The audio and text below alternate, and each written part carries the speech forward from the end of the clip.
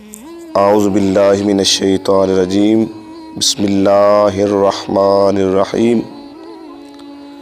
مولا صلی وسلم دائما ابدا علی حبیبک خیر الخلق کلہم۔ معزز خواتین و حضرات،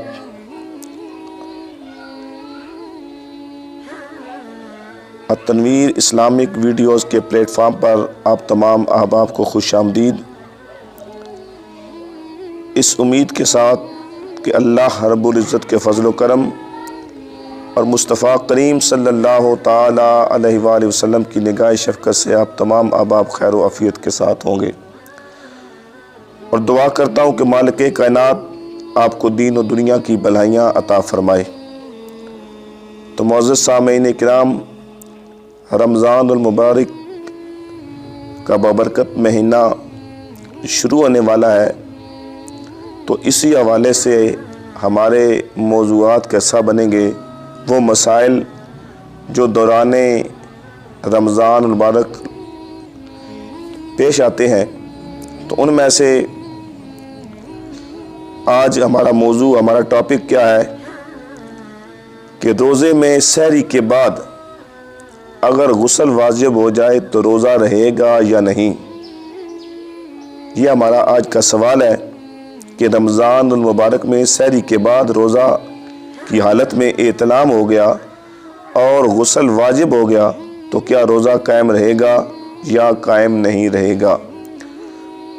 تو معزز سامعین کرام،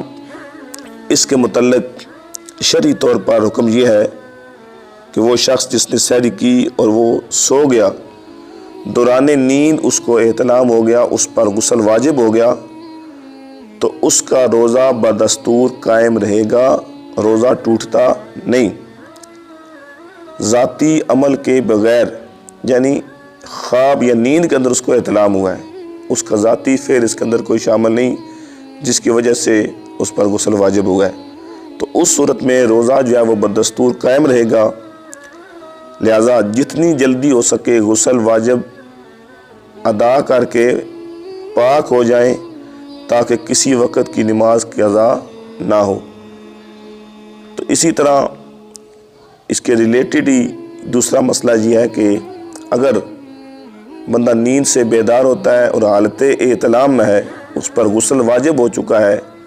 لیکن وقت اتنا ہے کہ یا وہ غسل کر سکتا ہے یا سحری کر سکتا ہے، تو اس کے لیے شرعی طور پر حکم یہ ہے کہ وہ وضو کر کے سحری کرے، کھانا کھائے اور اس کے بعد جب وہ غسل کر لے۔ تو یہ مسئلہ تھوڑا سا اس سے مختلف ہے، لیکن رہنمائی کے لیے میں نے آپ کے سامنے یہ عرض کر دیا ہے کہ اگر سحری سے پہلے کسی بندے پر غسل واجب ہے، جب نیند آتی سے بیدار ہوتا ہے اور حالت یہ ہے کہ یا وہ سحری کر سکتا ہے یا جو ہے وہ غسل کر سکتا ہے، تو اس کے لیے حکم یہ ہے کہ وہ وضو کرے اور جلدی جلدی سحری کر لے، سحری کرنے کے بعد وہ غسل کر لے، تو اس میں کوئی شرعی طور پر ممانعت نہیں ہے۔ اللہ کریم کی بارگاہ میں دعا ہے مالک کائنات اپنے پیارے حبیب آقا علیہ الصلوۃ والسلام کے صدقے ہمیں دین اور دنیا کی بھلائیاں عطا فرمائے، قرآن و حدیث سے رہنمائی حاصل کرنے کی توفیق عطا فرمائے۔ آمین ثم آمین، جزاک اللہ۔